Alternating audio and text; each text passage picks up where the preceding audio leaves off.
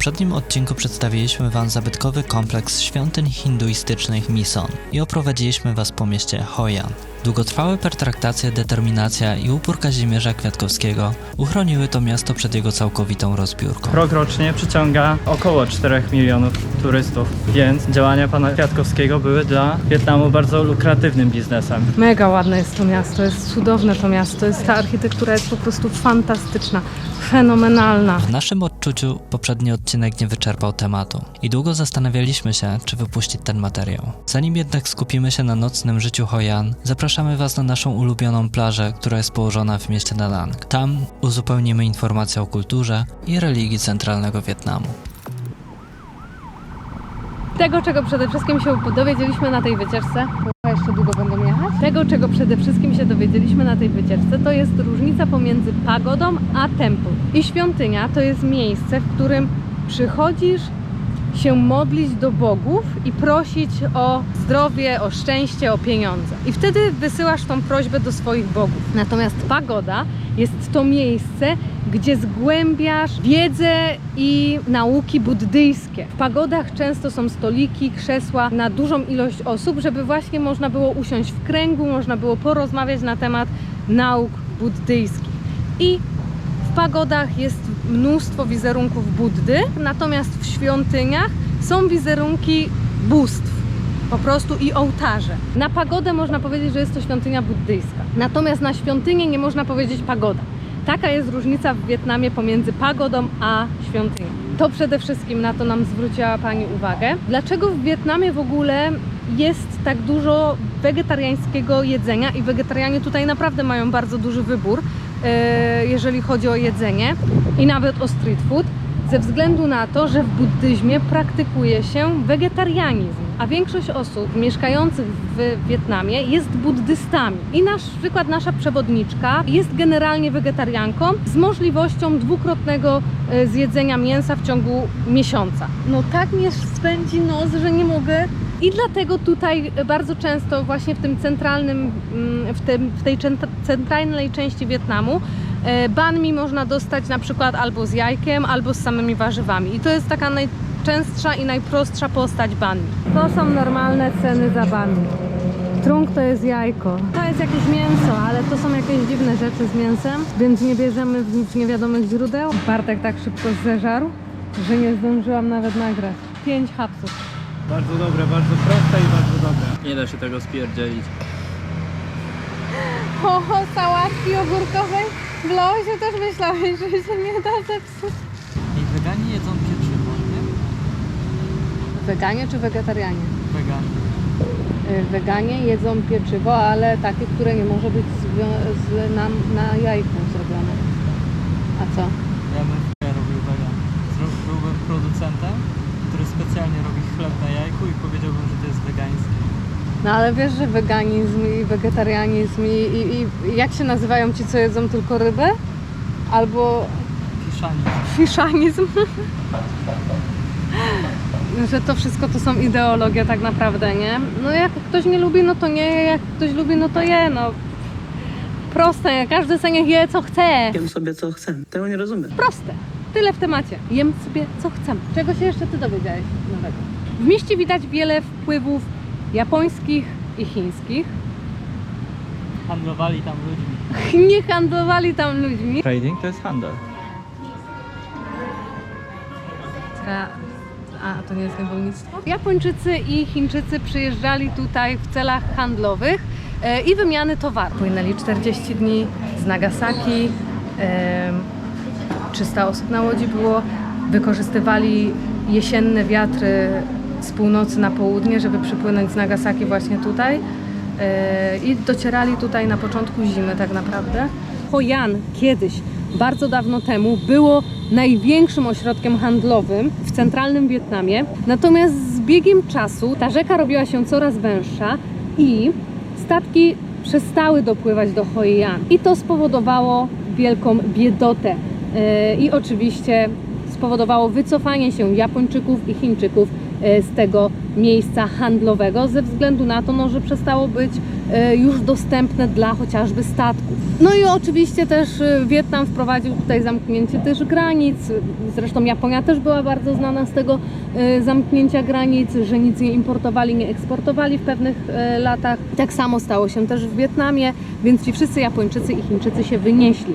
Ale ludność tutejsza postanowiła pozostawić pamięć po tych wpływach kulturowych i na przykład tak oto został japoński most, została stworzona galeria japońska, zostały tutaj też świątynie chińskie, których było 5 w samym centrum Hoi An. My odwiedziliśmy jedną, najstarszą i największą, która ma ponad 200 lat. Słońce chyli się ku zachodowi.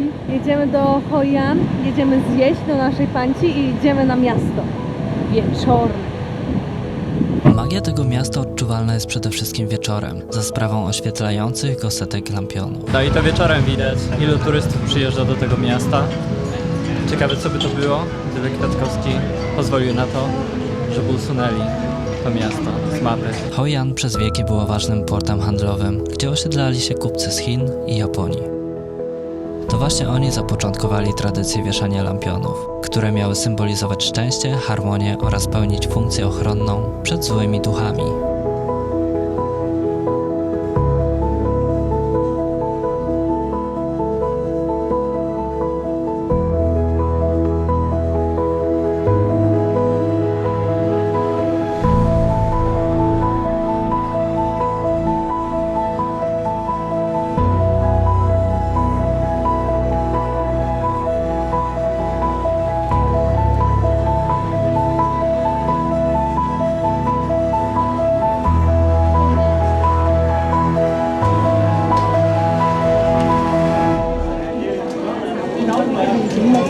Tak to wygląda. Elegancko, jaki dostałam pieniądz? Słaby mam. Stanę sobie tu na tle. Jestem jeszcze oświetlona. Cóż, jest to tradycyjny drink. Herbaciany. Słomeczkę dostałam z bambusa, ale z zasłonka. I można to zjeść? Nie, ten jest nie do jedzenia.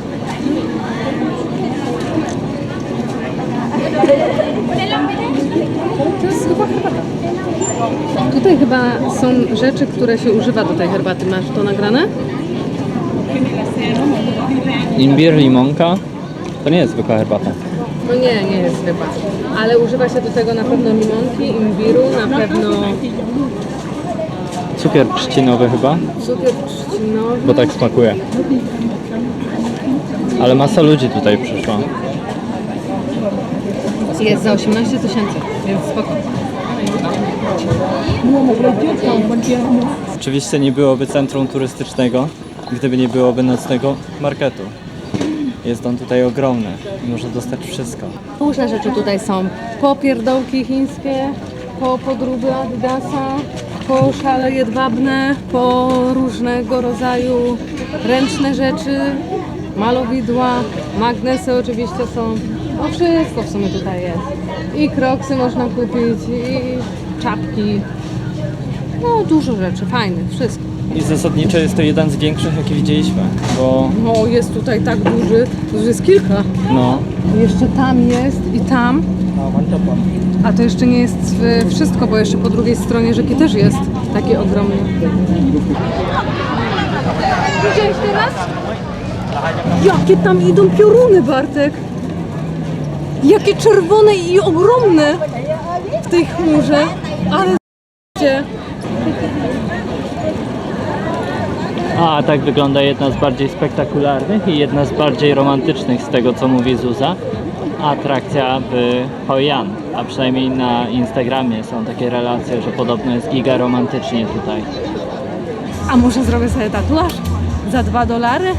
Dobrze, że Na się nie widać, 15 bo taką dni? ciemnię masz teraz w głowie chyba. Snoop Dogga sobie zrobię. Dwupaka. Snoop Dogga. Jest też Ronaldo. Butterfly. Ach no, This one medium size. it's too To big. są Pokemony wiesz. Medium. Thank you. Yeah. Jedno bammi 40 koł. A ja na banh mi mam fioła. Jedna kluczowa zmiana w tego typu marketach, zauważyliśmy, że jest dużo mniej stoisk z alkoholami. Tutaj akurat mijamy jedno takie, ale generalnie przeszliśmy już naprawdę spory kawał i tych alkoholi nie ma. Kiedyś to były takie huczne imprezy związane z night marketem, a teraz jest bardzo tak spokojnie. No i jesteśmy w kolejnej części nocnego marketu, która też jest ogromna. Musimy zjeść. A mamy daleko restaurację. Bo oczywiście tutaj jest tak drogo. Tutaj banh mi kosztuje 40 koła. I teraz wjeżdża moja piosennowa.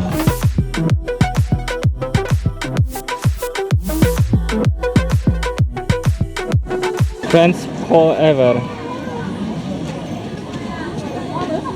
To jest dla skoświątek idealne. No a tam jest Adibah mi Hoi An. O Koreańce chyba.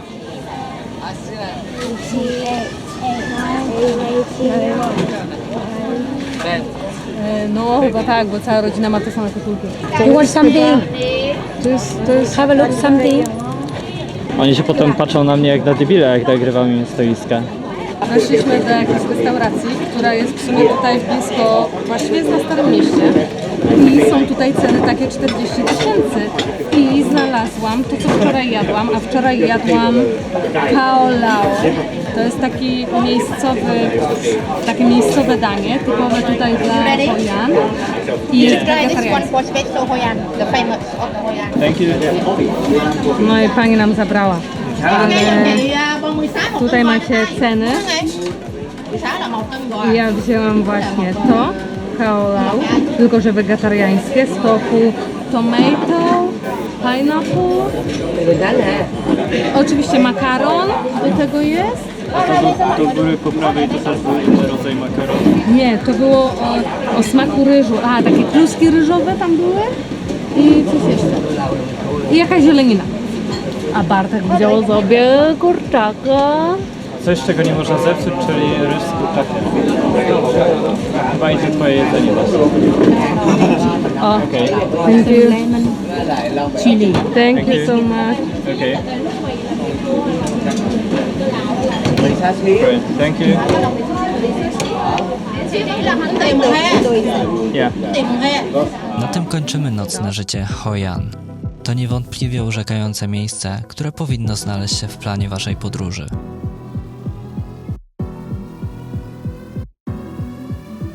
A my ruszamy ku kolejnej przygodzie. Nie dość, że są ludzie tutaj do siebie podobni, to jest dużo osób też chorych na tej wyspie. I się zastanawialiśmy, czy to przez to, że tutaj jest dosyć mała społeczność i przez lata oni się po prostu siłą rzeczy pokrzyżowali, czy na przykład chorowali jakoś intensywnie, w sensie, no bo to może być powikłanie po jakichś chorobach.